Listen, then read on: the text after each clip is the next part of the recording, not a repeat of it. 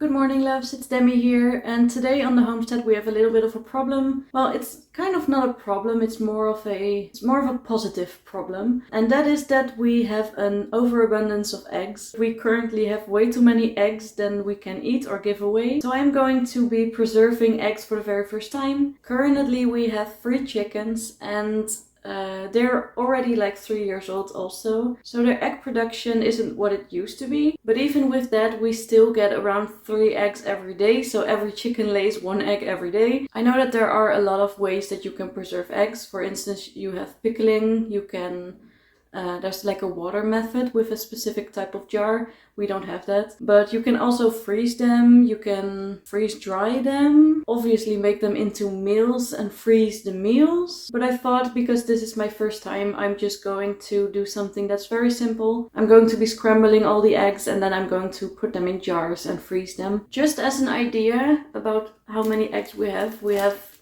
a lot in this. I'm gonna do this. We have a lot in this basket.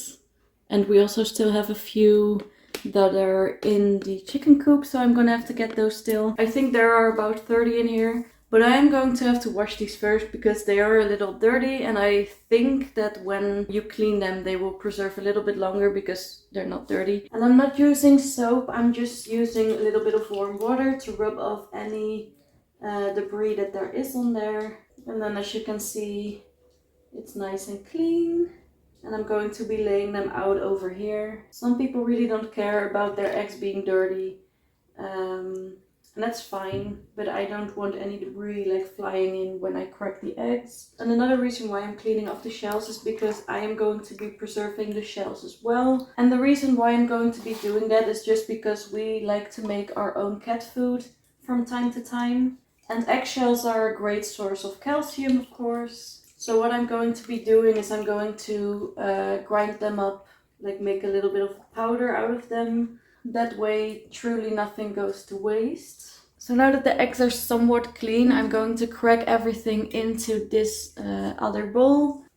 So I'm just putting everything into this one container, and again I'm going to be saving the eggshells here for the eggshells.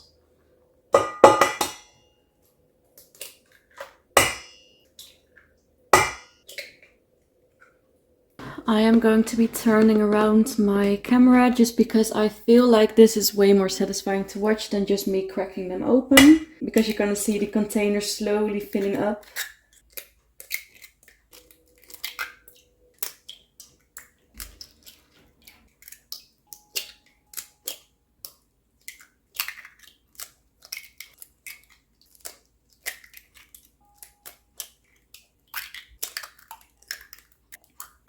All these eggs and no double yolks.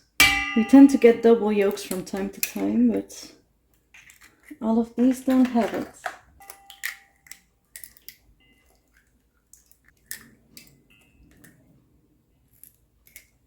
So this is what 30 eggs looks like. It's quite a lot, and I just really want to do this for some reason. This feels really strange. Okay, I'm going to wash my hands for a second.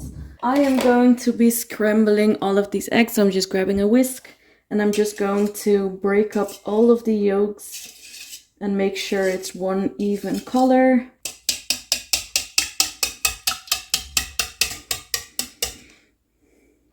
I could have just put this in the blender.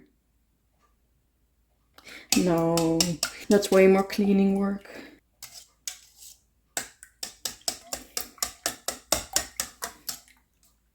See a few more yolks that I want to get. I'm gonna wash my hands again. And then I'm just going to grab some pots. Here we have a lot of pots that I saved up over, I think, 1 year now. There's some more there. And I think I'm going to be using like these smaller pots. If you're from the Netherlands, these are from Hak. These are just like jars that you get from the supermarket. So I'm going to be using these.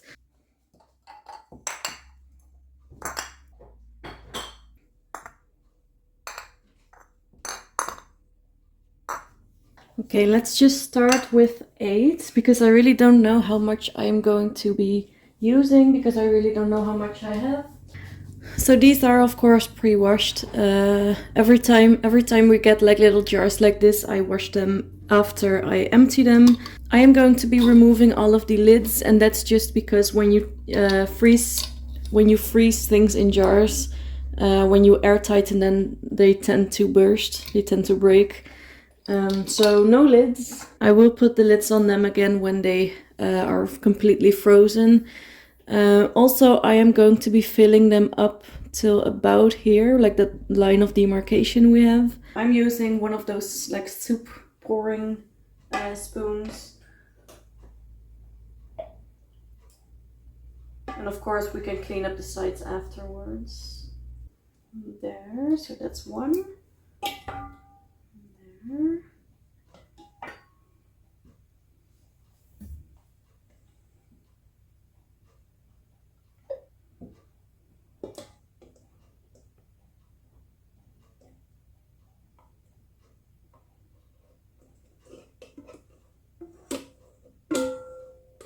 Okay, I was able to make almost 5 containers with these, which is pretty good. Right now I just have the lids on them because our cats really like the taste of egg and they will lick everything. So I'm just going to put these aside, and then we are going to be working on the eggshells. So just like the whole eggs, we are going to be washing the shells first. And that's just because the eggshells still have a lot of egg whites in them. This is the bowl that we had our eggs in, not the dirty one. It looks like I put soap in here. I didn't. It's just the egg white foam. Don't wash them with soap because there will always be a residue and you don't want your animals eating that. Even when using biodegradable soaps, I don't think it's healthy to consume. So we're just gonna wash these in plain water.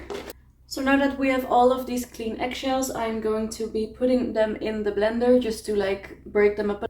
And then after I'm going to be mashing them up to get a really fine powder.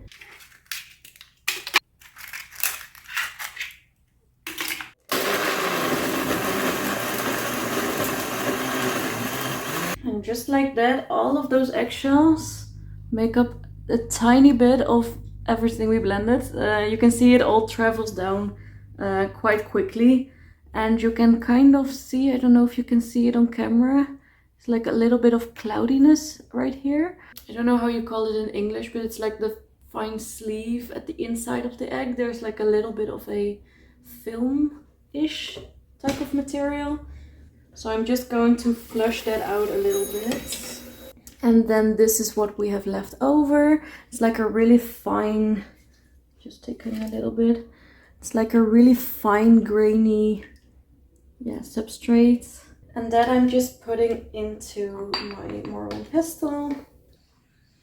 And then I think, just like the eggs, I am going to be putting this in the freezer. Because there always is a residue of egg white in it. So that means that it can spoil very quickly. And that way I can just preserve it a little bit longer, because it is quite a lot to use in cat food alone. So I think this will last us for about, I want to say a year, maybe 1.5 years. I think that this is the finest I can get it for now, which is fine. So this now I'm going to be putting in another pot. So I'm just using a spoon and I'm just spooning this into our container. And like I said, this will last us quite a while, because in our recipe for our cat food we use like 14 grams or something, which is really not a lot. It's about this much. And we make it every month or so, maybe month and a half. So this will last us quite a while. So this is about how much we got from our first round of preserving eggs. I think this is quite good for the amount of eggs we had, because we had 30, and even though 30 eggs look...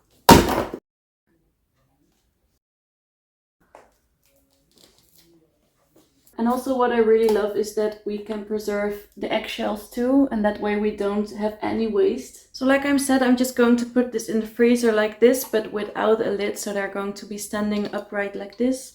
And then when they are fully frozen, I am going to rescrew them. So what I'm going to be doing with this is I'm either going to bake with them, or I'm going to be like making omelets out of them. I think one One big pan of omelets is like this much, like half of it. So I can use them for baking, but I can also just use them for breakfast.